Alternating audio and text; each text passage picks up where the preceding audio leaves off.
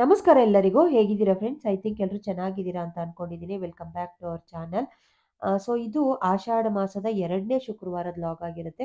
ಸ್ವಲ್ಪ ಲೇಟಾಗಿ ಅಪ್ಲೋಡ್ ಮಾಡ್ತಾ ಇದ್ದೀನಿ. ಸೊ ಎಲ್ಲರಿಗೂ ಸಾರಿ.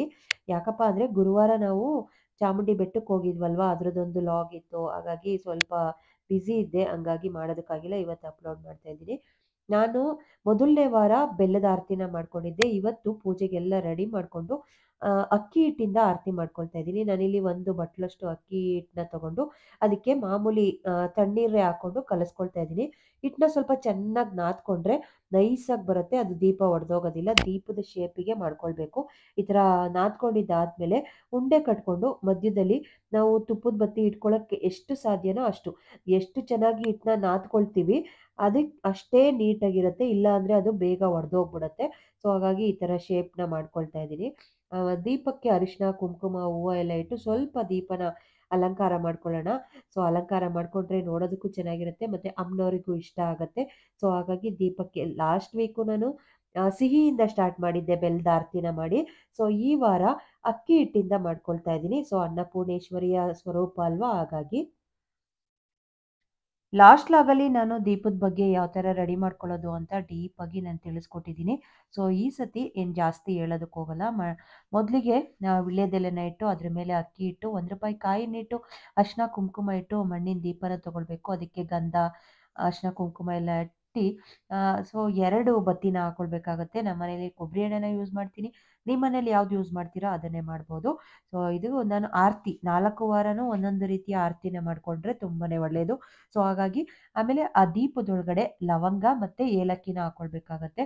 ಸೊ ಸಾಕ್ಷಾತ್ ಮಹಾಲಕ್ಷ್ಮಿಯ ಸ್ವರೂಪವಾಗಿರೋ ಜಗನ್ಮಾತೆಗೆ ದೀಪ ಹಚ್ಚಿ ಸಂಕಲ್ಪ ಮಾಡಿ ಒಳ್ಳೆ ಮನಸ್ಸಿಂದ ಕೇಳ್ಕೊಂಡ್ರೆ ನಾವೇನು ಬೇಡ್ಕೊಳ್ತೀವಿ ಅದನ್ನು ಕೊಡ್ತಾರಂತೆ. ಅದರಲ್ಲೂ ಆಷಾಢ ಮಾಸದಲ್ಲಿ ಶಕ್ತಿ ದೇವತೆಗಳಿಗೆ ತುಂಬ ವಿಶೇಷವಾಗಿರೋ ಅಂಥ ಶಕ್ತಿ ಇರುತ್ತಂತೆ, ಹೆಣ್ಣು ದೇವತೆಗಳಿಗೆ. ಸೊ ಹಾಗಾಗಿ ನಾವು ಏನೆಲ್ಲ ಬೇಡ್ಕೊಳ್ತೀವಿ ಅದನ್ನೆಲ್ಲ ಕರುಣಿಸ್ತಾರೆ. ಅದರಲ್ಲೂ ಹೆಣ್ಮಕ್ಳು ಪೂಜೆ ಮಾಡೋದ್ರಂತೂ ಅಮ್ಮನವರಿಗೆ ತುಂಬಾ ಇಷ್ಟ ಆಗುತ್ತಂತೆ. ಸೊ ಹಾಗಾಗಿ ನಾನು ಕೂಡ ಮಾಡ್ತಾ ಇದ್ದೀನಿ. ಸೊ ಲಾಸ್ಟ್ ವೀಕು ತೋರಿಸಿದ್ದೆ ದೀಪದ ಬಗ್ಗೆ ಎಲ್ಲ ವಿವರವಾಗಿ. ಸೊ ಈ ವಾರನೂ ಇದು 2ನೇ ಶುಕ್ರವಾರ. ಸೊ 2ನೇ ಶುಕ್ರವಾರನೂ ತುಂಬ ಖುಷಿಯಿಂದ ಪೂಜೆ ಎಲ್ಲ ಮಾಡಿದ್ದಾಯಿತು.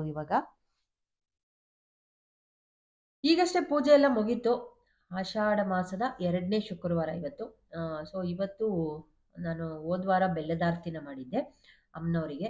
ಇವತ್ತು ನಾನು ಇದನ್ನ ಮಾಡಿದ್ದೀನಿ, ಅಕ್ಕಿ ಹಿಟ್ಟಿಂದ ಮಾಡೋದು ಹೇಗೆ ಅಂತಲೂ ಕೂಡ ತೋರಿಸಿದ್ದೀನಲ್ವಾ. ಸೊ ಆ ಥರ ಮಾಡಿ ಪೂಜೆ ಎಲ್ಲ ಮುಗೀತು.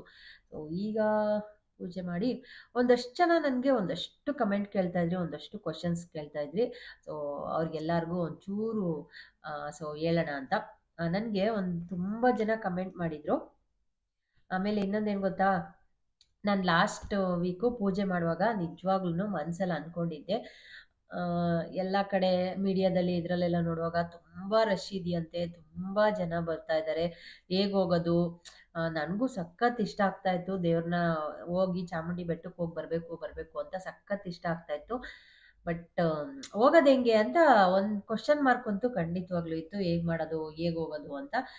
ನನ್ನ ಫ್ರೆಂಡ್ಸಿಗೂ ಹೇಳ್ತಾ ಇದ್ದೆ, ಹೇಗಾದರೂ ಮಾಡಿ ಹೋಗಿ ಬರೋಣ ಈ ವರ್ಷ ಅಂತ. ಆದರೆ ದೇವ್ರ ಹತ್ರನೂ ಕೇಳ್ಕೊಂಡಿದ್ದೆ, ನಿಜವಾಗ್ಲೂ ಪೂಜೆ ಮಾಡುವಾಗ ಕೇಳ್ಕೊಂಡಿದ್ದೆ, ಅಮ್ಮ ತಾಯಿ ನನಗೂ ನಿನ್ನ ದರ್ಶನ ಮಾಡೋ ಅವಕಾಶ ಮಾಡಿಕೊಡು, ಬರಬೇಕು ಅಂತ ತುಂಬ ಆಸೆ ಆಗ್ತಾ ಇದೆ. ಸೊ ಗೊತ್ತಿಲ್ಲ ಹೇಗೆ ಬರೋದು ಅಂತ, ತುಂಬ ರಶ್ ಇದೆ ಅಂತ. ಸೊ ನಮ್ಮ ಫ್ರೆಂಡ್ಸ್ ಎಲ್ಲರೂ ಪ್ಲ್ಯಾನ್ ಮಾಡಿ ಅವರವರೇನೆ ಮಾತಾಡಿಕೊಂಡು ಸರಿ ಇವತ್ತು ಹೋಗೋಣ ಅಂತ ಡಿಸೈಡ್ ಮಾಡಿ ಆ್ಯಕ್ಚುಲಿ ನೆನ್ನೆ ಹೋಗಿ ಬಂದ್ವಿ. ಸೊ ಆ್ಯಕ್ಚುಲಿ ಫ್ರೈಡೇ ಹೋಗಿದ್ರೆ ಹೋಗ್ಬೋದು, ಫ್ರೈಡೇನೇ ಹೋಗಬೇಕು ಅಂತ ಏನಿಲ್ಲ. ಫ್ರೈಡೇ ಹೋದರೆ ಸಿಕ್ಕಾಪಟ್ಟೆ ರಶ್ ಇರುತ್ತೆ, ಮತ್ತು ನಮಗೆ ಹೋಗೋದಕ್ಕೆ ಬರೋದಕ್ಕೆಲ್ಲ ಕಷ್ಟ ಆಗುತ್ತೆ. ಎಲ್ಲರೂ ಚಿಕ್ಕ ಚಿಕ್ಕ ಮಕ್ಳು ಇರೋರೇ, ಮಕ್ಕಳನ್ನ ಪಿಕಪ್ ಡ್ರಾಪ್ ಮಾಡೋದೆಲ್ಲ ಇರುತ್ತೆ, ಎಲ್ಲರೂ ಬಿಟ್ಟು ಹೋಗೋಕ್ಕಾಗಲ್ಲ ಅಂತ ನಾವು ಹೋಗಿದ್ದು ಗುರುವಾರ. ಸೊ ಗುರುವಾರ ಹೋದ್ವಿ, ಖುಷಿ ಆಯಿತು.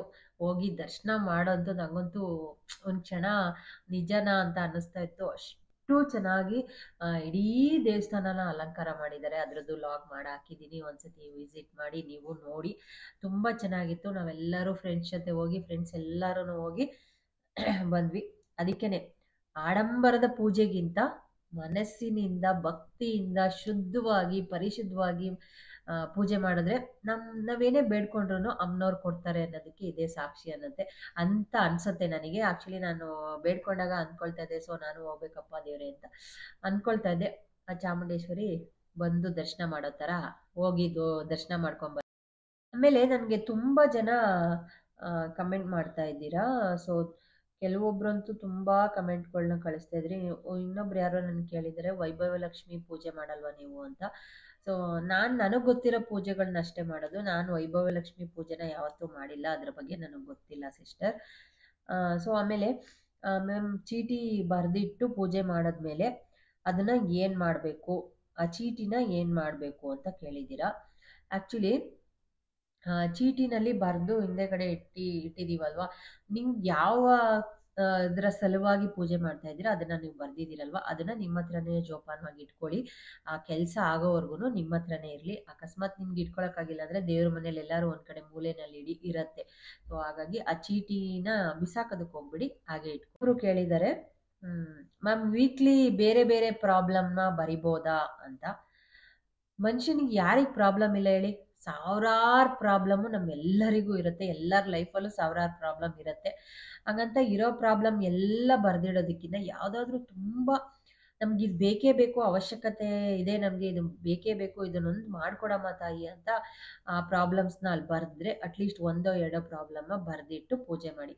ಎಲ್ಲ ಪ್ರಾಬ್ಲಮ್ಗಳು ಪ್ರತಿ ವಾರನೂ ಬೇರೆ ಬೇರೆ ಪ್ರಾಬ್ಲಮ್ ಬರೆಯೋದಕ್ಕಿಂತ ಒಂದೋ ಎರಡೋ ಪ್ರಾಬ್ಲಮ್ನ ಬರೆದ್ರೆ ಸೊ ಈಸಿ ಆಗತ್ತೆ.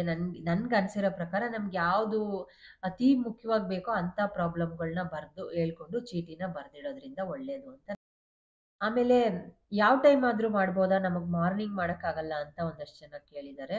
ಸೊ ಮಾರ್ನಿಂಗು ಕೆಲ್ಸಕ್ಕೆ ಹೋಗೋದು ಅದು ಇದು ಕೆಲಸ ಮಾಡೋರಿಗೆ ಮತ್ತು ಆಚೆ ಕಡೆ ಓಡಾಡೋರಿಗೆ ಮಾಡೋಕ್ಕಾಗಿಲ್ಲ ಅಂದರೆ ಈವ್ನಿಂಗು ಮಾಡ್ಬೋದು. ಸೊ ಮುಸ್ಸಂಜೆನಲ್ಲಿ ಮಾಡಿದ್ರೆ ಇನ್ನೂ ಒಳ್ಳೆಯದು.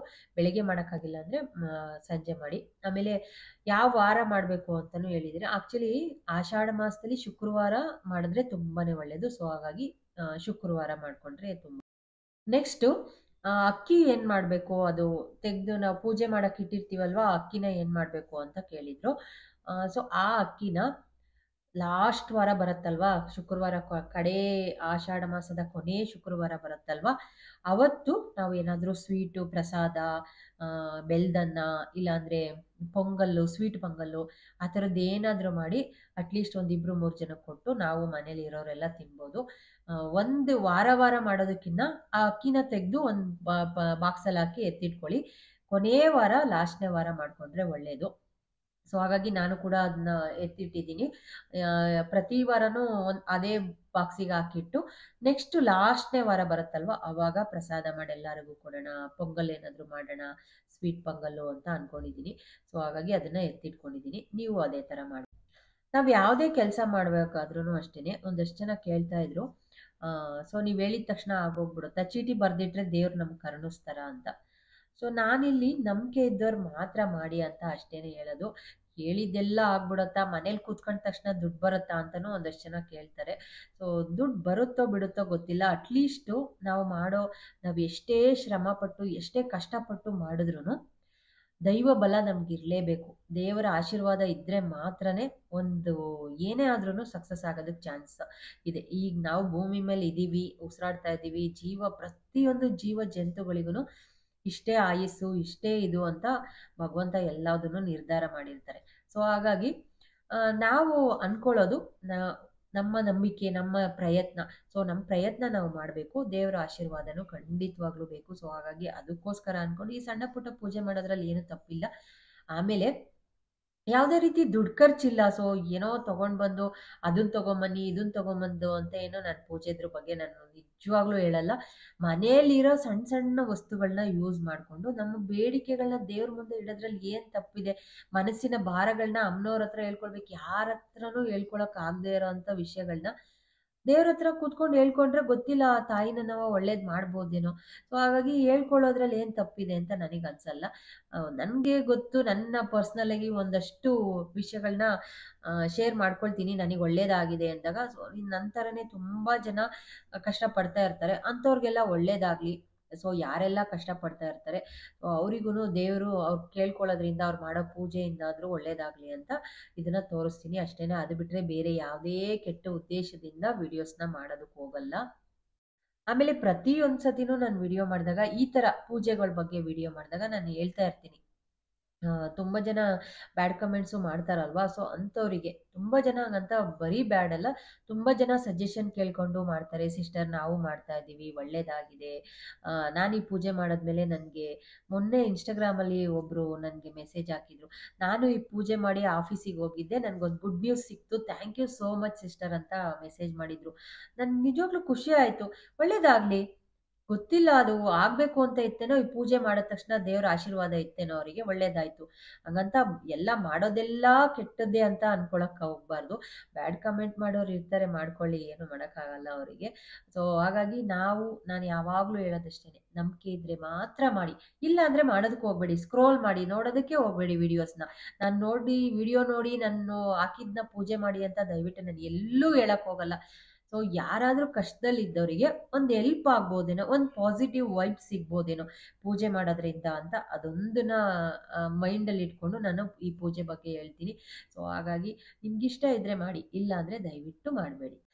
ಮೊದಲನೇ ವಾರ, 2ನೇ ವಾರ ಫುಲ್ ಖುಷಿಯಿಂದ ಪೂಜೆ ಎಲ್ಲ ಮಾಡಿದ್ದಾಯ್ತು. ಸೊ ಇನ್ನ ಬರೋ 2 ವಾರನೂ ಖುಷಿಯಾಗಿ ಪೂಜೆ ಮಾಡಿ ಅಮ್ಮನವರಿಗೆ.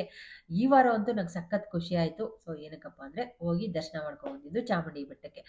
ಸಿಕ್ಕಾಪಟ್ಟೆ ಖುಷಿ ಆಯ್ತು. ಅದ್ರ ಜೊತೆ ಫ್ರೆಂಡ್ಸ್ ಜೊತೆನೂ ಹೋಗಿ ಒಂದು ದಿನ ಏನಂತಾರೆ, ನಮ್ಮನ್ನ ನಾವು ಮರ್ತೋಗಿದ್ವಿ ಅಂತಾರಲ್ವಾ, ಆ ಥರ ಎಲ್ಲರೂ ಒಂದಷ್ಟು ಮಾತುಕತೆ ಆಡ್ಕೊಂಡು ಫುಲ್ಲು ಮೈಸೂರೆಲ್ಲ ರೌಂಡ್ ಹೊಡ್ಕೊಂಡು ಬಂದ್ವಿ. ನನಗಂತೂ ಚಾಮುಂಡಿ ಬೆಟ್ಟಕ್ಕೆ ಹೋದಾಗ ಒಂಥರ ವೈಬ್ಸು. ಆ ದರ್ಶನ ಮಾಡಿ ಈಚೆ ಬಂದಾಗಂತೂ ಎಷ್ಟು ಖುಷಿ ಆಗ್ತಾ ಇತ್ತು ಅಂದರೆ ಅಲ್ಲೇನೆ. ಮತ್ತೆ ನಮಗೆ ನಾವು ಪೂಜೆ ಮಾಡಿ ಈಚೆ ಬಂದ್ವಿ. ಅಷ್ಟರೊಳಗೆ ಅಮ್ಮನವ್ರದ್ದು ಉತ್ಸವ ಮೂರ್ತಿ ಇರುತ್ತಲ್ವಾ, ಅದು ಹೋಗ್ತಾ ಇತ್ತು. ಅದು ರೌಂಡ್ಸ್ ಆಗ್ತಾ ಇದ್ರು. ಅವಾಗಂತೂ ಇನ್ನೂ ಖುಷಿ ಆಯಿತು ಸಿಕ್ಕಾಪಟ್ಟೆ.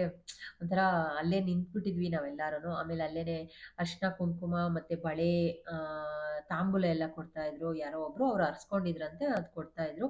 ಸೊ ಹಾಗಾಗಿ ಅದನ್ನು ಕೂಡ ತಗೊಂಡ್ವಿ ನಾವೆಲ್ಲರೂ. ನಾವು 7 ಜನನು ಹೋಗಿದ್ವಿ. ತುಂಬ ಚೆನ್ನಾಗಿತ್ತು. ತುಂಬ ಹೊಸ ಫ್ರೆಂಡ್ಸು. ಯೂಶಲಿ ನಾನು, ಆಶಾ, ತನುಜ 3 ಜನನು ಯಾವಾಗಲೂ ಹೋಗ್ತಾ ಇರ್ತೀವಿ. ಈ ಸತಿ ಒಂದು 4 ಜನ ಎಕ್ಸ್ಟ್ರಾ ಆಶನ್ ಕಡೆಯಿಂದ ಫ್ರೆಂಡ್ಸು ಬಂದಿದ್ರು. ಅವರು ಎಲ್ಲ ಚೆನ್ನಾಗಿ ಮಿಂಗಲ್ ಆದ್ರು. ಖುಷಿ ಆಯ್ತು. ಎಲ್ಲರೂ ಹೋಗಿ ಮುಗಿಸ್ಕೊಂಡು ಬಂದ್ವಿ.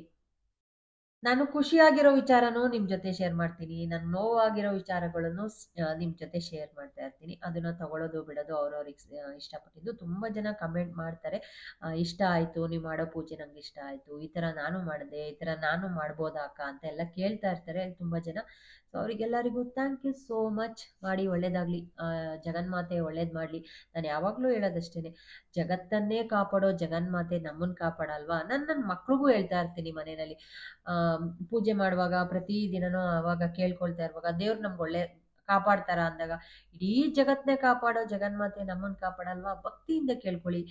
ಸೊ ಶ್ರದ್ಧೆಯಿಂದ ಮಾಡಿ. ಮಾಡೋ ಕೆಲಸದಲ್ಲಿ ಶ್ರದ್ಧೆ ಇದ್ರೆ ಖಂಡಿತವಾಗ್ಲೂ ಒಳ್ಳೇದಾಗೇ ಆಗುತ್ತೆ. ಸೊ ಈ ಲಾಗ್ನ ಇಲ್ಲಿಗೆ ಎಂಡ್ ಮಾಡ್ತೀನಿ ಫ್ರೆಂಡ್ಸ್. ಮುಂದಿನ ಲಾಗಲ್ಲಿ ಮತ್ತೆ ಸಿಗ್ತೀನಿ. ಅಲ್ಲಿ ತನಕ ನಿಮ್ಮೆಲ್ಲರಿಗೂ thank you so much. Love you all. ಆ ಜಗನ್ಮಾತೆ ಎಲ್ಲರಿಗೂ ಒಳ್ಳೇದು ಮಾಡಲಿ.